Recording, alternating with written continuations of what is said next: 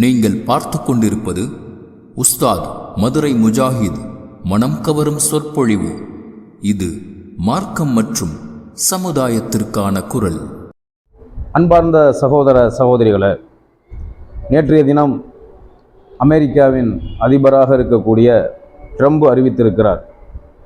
என்ன அறிவித்திருக்கிறார் என்று சொன்னால், ஈரான் மீதான போர் எந்த நேரத்திலும் முடிவுக்கு வரலாம். ஈரான் மீதான போரை நான் முடிக்க நினைக்கிறேன். ஈரானை குறிவைத்து தாக்குவதற்கு தற்போது அங்கு எதுவும் இல்லை. யுத்தத்தை நான் நிறுத்துவதற்கு தயாராக இருக்கிறேன். ஈரானுக்கு எதிரான அந்த போரை நான் முடிவுக்கு கொண்டு வர நினைக்கிறேன்.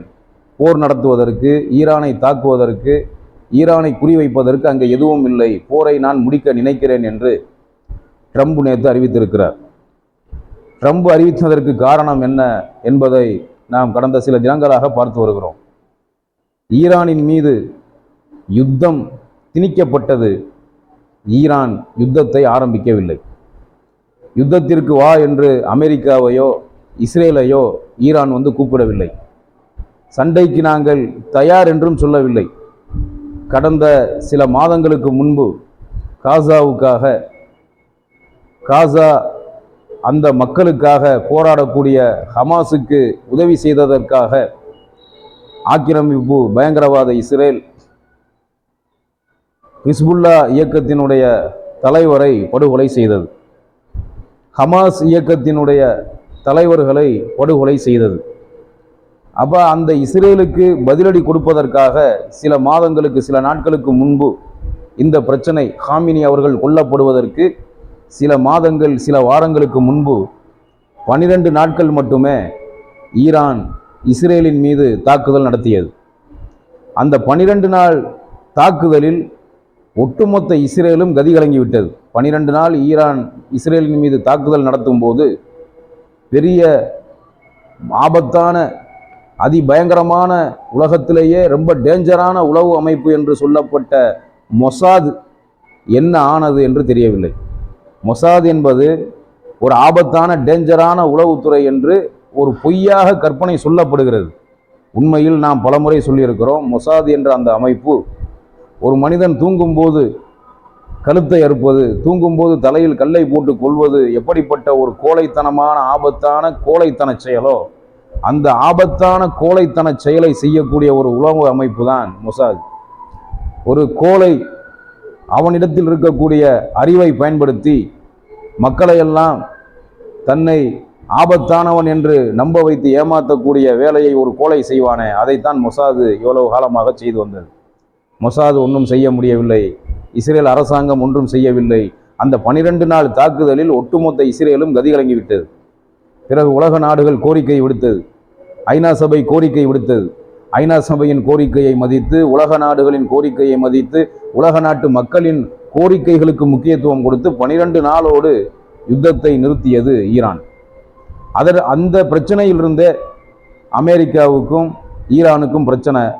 இந்த பிரச்சனை மட்டும் இல்லை, பல வருடங்களாக எப்பொழுது ஹாமினி அவர்கள் அங்கே சுப்ரீம் லீடராக, மதத்துடைய உச்சபட்ச தலைவராக பொறுப்புக்கு வந்தாரோ, கடந்த சில தினங்களுக்கு முன்பு கொல்லப்பட்ட ஹாமினி அவர்கள் ஈரானுடைய உச்சகட்ட மத தலைவராக எப்பொழுது ஆட்சிக்கு வந்தாரோ, பதவி பொறுப்புக்கு வந்தாரோ, அப்போ இருந்து அமெரிக்காவுக்கும் ஈரானுக்கும் பிரச்சனைகள் நடந்து கொண்டுதான் இருக்கிறது. எப்பொழுது சண்டை வரும், எப்பொழுது தாக்குதல் நடத்தப்படும் என்ற ஒரு கேள்வி நடந்து கொண்டே இருந்தது. இன்றைக்கு எப்பொழுது ஈரானுக்கும் அமெரிக்காவுக்கும் மனக்கசப்பு பல ஆண்டுகளாக இருந்தாலும் கூட, கடந்த 3 ஆண்டுகளாகத்தான் அமெரிக்கா இஸ்ரேல் மீது கடுமையான காட்டத்தையும் வெறுப்பையும் காட்டியது. காரணம் என்ன? காசாவுக்கு ஈரான் ஆதரவு தெரிவித்தது, ஹமாஸுக்கு ஈரான் ஆதரவு கொடுக்கிறது, காசா மக்களுக்காக உதவி செய்கிறது என்ற ஒரே காரணத்துக்காகத்தான் ஈரான் மீது அமெரிக்காவுக்கு கடுமையான கோபம். இந்த 3 வருஷமாக தான் அமெரிக்காவுக்கும் ஈரானுக்கும் யுத்தம் ஏற்படுமா என்ற ஒரு நிலைமை இருந்தது.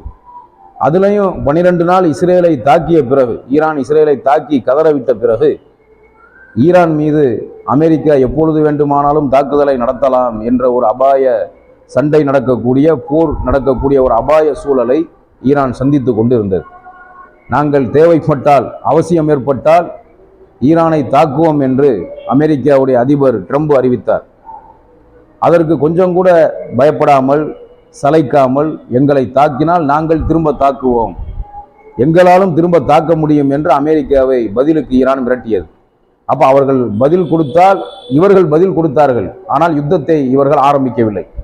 யுத்தத்துக்கு வாங்க என்று அமெரிக்காவையோ இஸ்ரேலையோ கூப்பிடவில்லை. ஈரானின் மீது யுத்தம் திட்டமிட்டு திணிக்கப்பட்டிருக்கிறது. அநியாயமாக காமினியை இஸ்ரேலும் அமெரிக்காவும் சேர்ந்து படுகொலை செய்தது. அந்த படுகொலை செய்ததினுடைய விளைவை இன்றைக்கு ஆணவ திமிர் பிடித்த அமெரிக்காவும் ஆக்கிரமிப்பு பயங்கரவாத இஸ்ரேலும் அந்த விளைவை அனுபவித்து கொண்டு இருக்கிறது. ஈரான் திட்டவட்டமாக சொல்லிவிட்டது, சமாதான பேச்சுவார்த்தை என்று எங்களிடத்தில் நீ வந்துவிட வேண்டாம், நீ உன் வீரர்களை எல்லாம் அனுப்பு. எதற்காக நீ போரை ஆரம்பித்தாய்? எதற்காக வேண்டி எங்களின் சுப்ரீம் லீடரை கொன்றாய் என்பதற்கு நீ பதில் சொல்ல வேண்டும். ஆரம்பித்தது நீ, முடிப்பது நாங்கள் என்று ஆரம்பத்தில் சொன்னதில் இன்னும் ஈரான் உறுதியாக இருக்கிறது. இந்த சில நாள் யுத்தத்தில் ஒட்டுமொத்த இஸ்ரேலும் கலங்கி பதறிவிட்டது.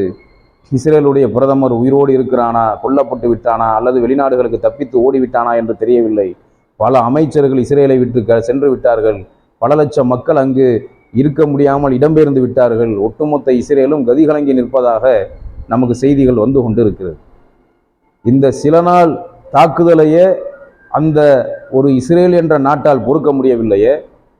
கடந்த பல ஆண்டுகளாக, 75 ஆண்டுகளாக ஆணவ திமிரோடு, ஆதிக்க வெறியோடு பலஸ்தீன் மக்களின் மீது தாக்குதல் நடத்தியதே ஆக்கிரமிப்பு பயங்கரவாத இஸ்ரேல்.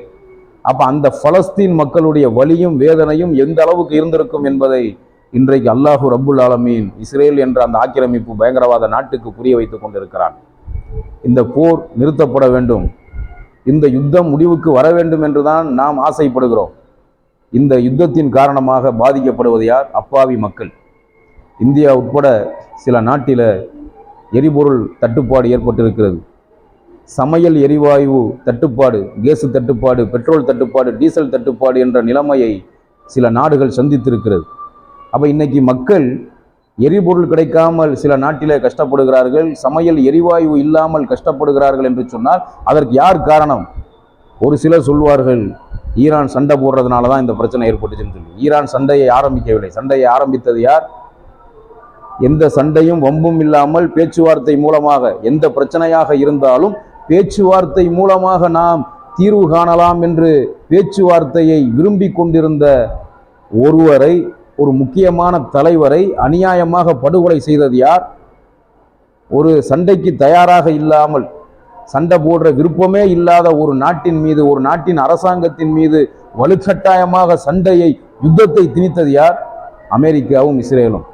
இன்றைக்கு உலக நாடுகள் எல்லாம் இந்த யுத்தத்தை கண்டு அஞ்சுகிறது, இந்த யுத்தத்தை வெறுக்கிறது என்று சொன்னால், சில மக்கள், பல நாட்டில் உள்ள பல மக்கள் இந்த யுத்தத்தால் பாதிக்கப்படுகிறார்கள், அநீதிழைக்கப்படுகிறார்கள் என்று சொன்னால் அதற்கெல்லாம் முக்கிய காரணம் அமெரிக்காவும் இஸ்ரேலும் தான் என்பதை நாம் புரிந்து கொள்ள கடமைப்பட்டிருக்கிறோம்.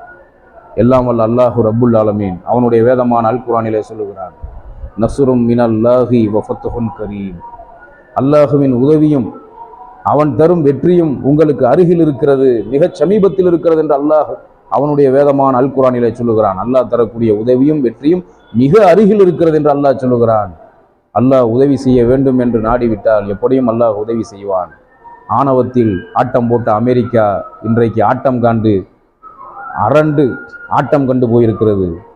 ஆக்கிரமிப்பு பயங்கரவாத இஸ்ரேல் இன்னும் சில நாட்களில் அந்த நாடே இல்லாமல் போய்விடும் போல் என்று நினைக்கிற அளவுக்கு இஸ்ரேல் இன்றைக்கு பாதிக்கப்பட்டிருக்கிறது என்று சொன்னால் இது அல்லாஹ்வுடைய உதவி என்பதை நாம் புரிந்து கொள்ள கடமைப்பட்டிருக்கிறோம். எல்லாம் வல்ல அல்லாஹ் இந்த யுத்தத்தை முடிவுக்கு கொண்டு வர வேண்டும். உலக நாடுகளில் அமைதி திரும்ப வேண்டும். ஆதிக்க ஆணவ திமிர் பிடித்த அமெரிக்கா இந்த யுத்தத்தின் மூலமாக அடக்கி ஒடுக்கப்பட வேண்டும்.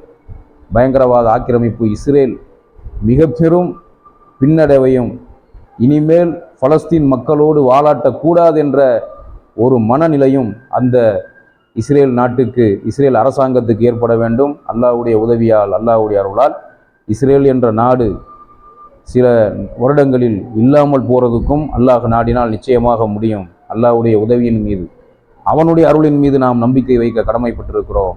நாம் இந்த போர் முடிவுக்கு வருவதற்கு எல்லாம் வல்ல ஏக இறைவனான அல்லாஹ்விடத்தில் கையேந்துவதற்கும், அல்லாஹ் ஈரானுக்கு வெற்றியை தந்து அமெரிக்காவுக்கும் இஸ்ரேலுக்கும் கடும் தோல்வியை தர வேண்டும் என்று இந்த புனித ரமலானில பிரார்த்திக்க நாம் கடமைப்பட்டிருக்கிறோம். எல்லாம் வல்ல அல்லாஹ் அதற்கு